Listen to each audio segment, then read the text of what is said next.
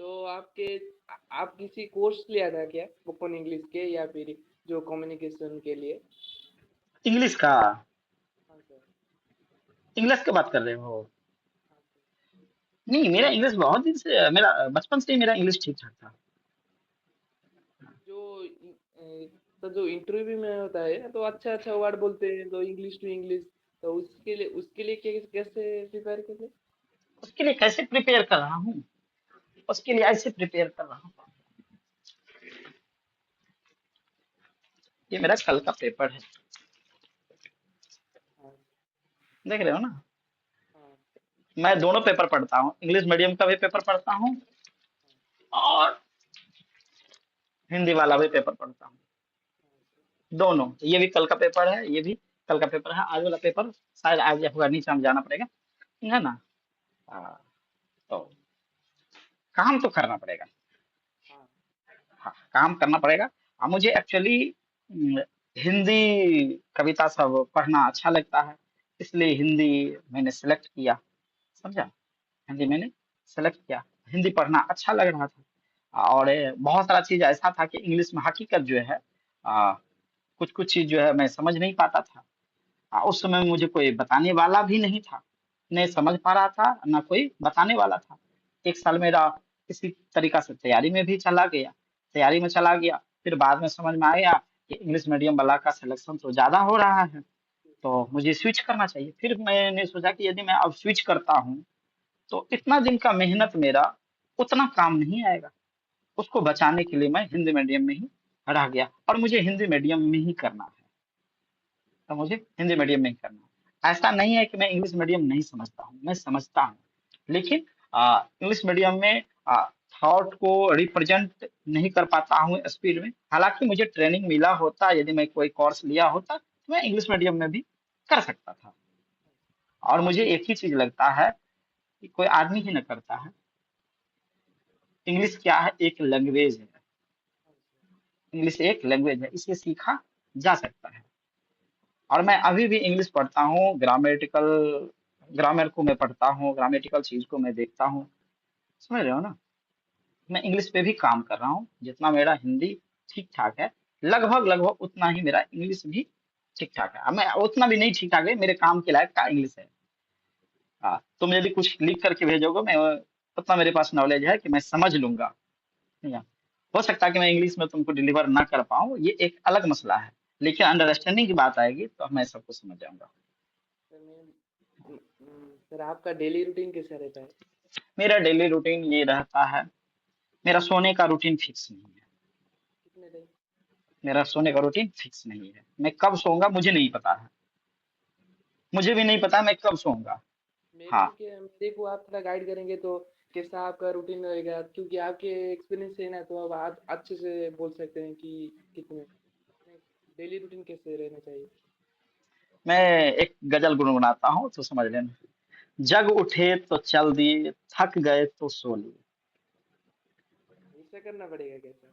हाँ, जगते हैं, जहाँ हम सोते हैं बगल में एक मेरा क्लास नोट रहता ही रहता है, या मेरा अपना नोट बना हुआ रहता है, या कोई एक बुक मेरे बगल में रहता है। मैं जगह, मोबाइल को साइड किया। मोबाइल वैसे भी मैं छोटा वाला मोबाइल यूज करता हूँ जनरली अपनी बातचीत के लिए। छोटा वाला मैं मोबाइल यूज करता हूँ बातचीत के लिए, ये बगल में रहता है। समझा ना? मोबाइल देखा, टाइम कितना है, नींद फ्रेश फील हो रहा। नींद फ्रेश नहीं होता है तो मैं ऐसे नहीं जगता, मैं सो जाता हूँ। पहले मेरा नींद पूरा कंप्लीट होना चाहिए, मेंटली मैं तंदुरुस्त दिखूं, रहूं। आ, ये रहा। तो फिर उसके बाद मैं पढ़ना स्टार्ट कर देता हूँ। फिर 1 घंटा 1.5 घंटा पढ़ने के बाद फिर मैं जगूंगा, फिर आराम से ब्रश व्रश करूंगा, जो होता है वो अपना दिनचर्या। फिर भी आपके एवरेज 6 आवर हो जाता होगा सोने सिक्स का। आवर क्या चीज? सीन सोना? हाँ, 6 7 आवर, 6 7 आवर मेरा एवरेज में रहता है। कितना देर? मैं कभी जबरदस्ती नहीं पढ़ता हूँ। कभी जबरदस्ती नहीं पढ़ता, मतलब कि जबरदस्ती करने का मतलब ये हुआ कि नींद भी आ रही है और आंख में पानी मार मार के मैं जगा रहा हूँ और मैं पढ़ रहा, ऐसा मैं नहीं करता हूँ। क्योंकि मेरे अंदर में जाता ही नहीं था। नींद भी लग रहा था, मेरे अंदर में जाता ही नहीं कि मैं क्या पढ़ा हूँ, मुझे नहीं पता रहता है। तो इसलिए मैं ऐसा नहीं करता हूँ। समझा ना? यदि तुम सोच रहे हो कि इसे ये कैसे कर रहे हैं कि उसके तरीका से, तो मेरा एक ही चीज है, मैं मॉर्निंग वॉक जाता हूँ, मॉर्निंग वॉक करता हूँ 7 बजे। हाँ, ये मेरा फिक्स है, तो ये करूंगा तो करूंगा, ठीक है। और फिर उसके बाद आने के बाद जस्ट मैं पढ़ता हूँ, आने के बाद 2 घंटा में मुझे पढ़ना है तो पढ़ना है, ये बात है। हाँ, मैं सोऊंगा कितना बजे, दिन में या रात में मुझे नहीं पता है, लेकिन मुझे 7 बजे जाना है तो जाना, उस समय मेरा ऑटोमेटिक नींद खुल भी जाता है। समझ रहे हो? तो यदि इस तरीका से तुम कर सकते हो तो करो। और क्या करना है, एक ही तो मेरा काम है, पढ़ना। एक ही काम है, पढ़ना। अब उसमें क्या रूटीन बनाना है? हाँ, ये तुम सोचोगे कि मैं पार्टिकुलर सब्जेक्ट का किस किस तरीका से रूटीन बनाते हैं आप, तो मैं पार्टिकुलर सब्जेक्ट का डेली 2 सब्जेक्ट लेकर के चलता हूँ। डेली 2 सब्जेक्ट को लेकर के चलता हूँ। मैं उसको तब तक पढ़ता हूँ जब तक वो दोनों खत्म ना हो जाए। खत्म होगा तब मैं दूसरा और तीसरा सब्जेक्ट को, सॉरी, तीसरा और चौथा सब्जेक्ट को लूंगा। पहले ये दोनों सब्जेक्ट को मैं खत्म करूंगा, इस बगल से उस बगल पूरा खत्म होना चाहिए। फिर मैं पीवाईक्यू लगाऊंगा, और तब आगे का। सर आपको प्रीलिम्स और मेंस का रिसोर्स कैसे पता चला कि क्या क्या पढ़ना है? ये पढ़ने से आ जाता है, धीरे धीरे पढ़ने से तुमको आ जाएगा। किसे प्रीलिम्स और मेंस का रिसोर्स तुमको यूट्यूब पे सब टॉपर बताता ही है। समझा ना? हर टॉपर तुमको बताता ही है। एनसीईआरटी तुमको पढ़ना नेसेसरी है। एडवांस बुक में चलोगे पॉलिटी में तो लक्ष्मीकांत को पढ़ना जरूरी है। हिस्ट्री में स्पेक्ट्रम को पढ़ना जरूरी है। और रहा बात इसका क्या कहते हैं, इकोनॉमिक्स का, तो इकोनॉमिक्स में एनसीईआरटी को तुम पढ़ना ही पढ़ना है।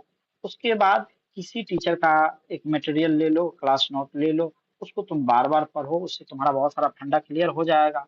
और तुम करंट अफेयर को बार बार देखो, वहां से तुम्हारा क्लियर हो ही जाएगा। समझा ना? तो ये सब चीज मेरा है। और डेली करंट अफेयर पढ़ना तो जरूरी है। डेली करंट अफेयर पढ़ना जरूरी है। पेपर अभी से पढ़ने का आदत डाल लो, यदि वहां पे इंग्लिश मीडियम का मिल रहा है तो लो, और अभी से पढ़ना शुरू कर दो। समझा ना? पॉलिटिकल चीज को स्किप कर देना पेपर में, पॉलिटिकल चीज को। और लोकल जो खबर होता है, कहीं पे चोरी हो गया, कहीं पे मारपीट हो गया, उसको थोड़ा सा अवॉइड कर देना। आ, फिर उसको, उसके बाद जो भी होगा पढ़ना, बिजनेस पेपर, बिजनेस वाला जो पार्ट होता है उसको पढ़ना, एडिटोरियल होता है उसको पढ़ना। समझा ना?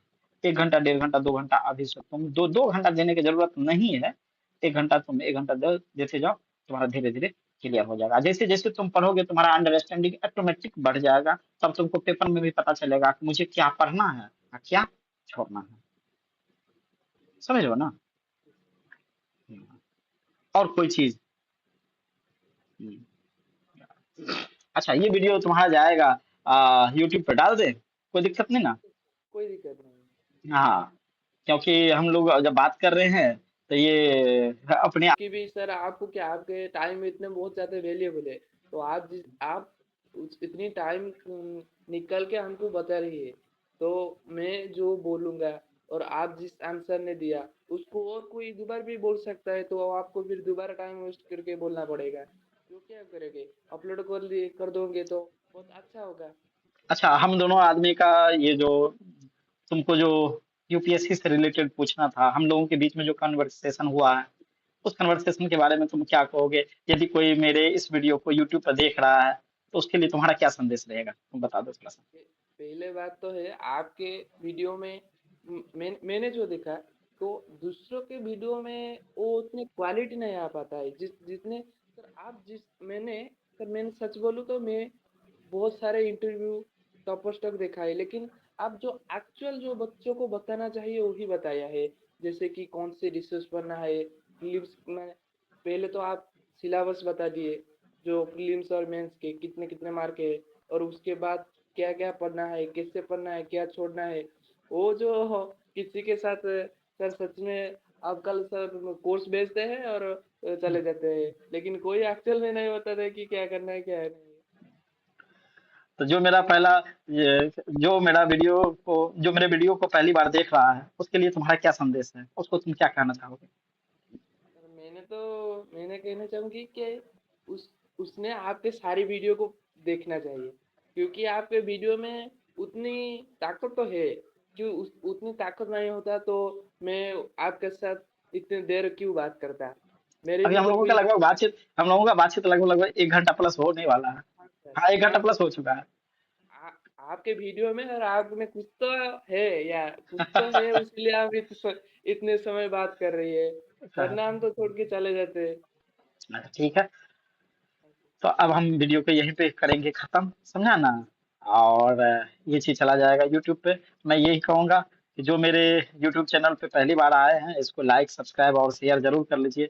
मेरा टेलीग्राम चैनल है इंडियन आईएएस ऑफिशियल, उसको जरूर ज्वाइन कीजिए। यदि किसी को यूपीएससी से रिलेटेड गाइडेंस चाहिए तो वहाँ पर आप ज्वाइन कीजिए। आपको वीक में 2 दिन जो है मौका मिलेगा वहाँ पे बात करने का। इसी तरीका से वर्चुअली वहाँ पे बहुत सारे स्टूडेंट रहते भी हैं, तो वहाँ पे आप बात कर सकते हैं टेलीग्राम चैनल पे। टेलीग्राम चैनल का फिर से नाम मैं बोल दे रहा हूँ, इंडियन आईएएस ऑफिशियल। और मेरे यूट्यूब चैनल का नाम तो आपके सामने बता ही गया होगा, उसको लाइक सब्सक्राइब करना मत भूलिएगा। Thank you. एक चीज तुम बता दो, तुम कहाँ से हो अभी? उड़ीसा से भुवनेश्वर। उड़ीसा से हो। इससे पहले एक राहुल नाम का था, वो राजस्थान से है। एक मध्य प्रदेश से था, उसका भी है। लेकिन उसका वीडियो मैं अपलोड नहीं कर सका। मैं तुम्हारा वीडियो मैं अपलोड कर दूंगा।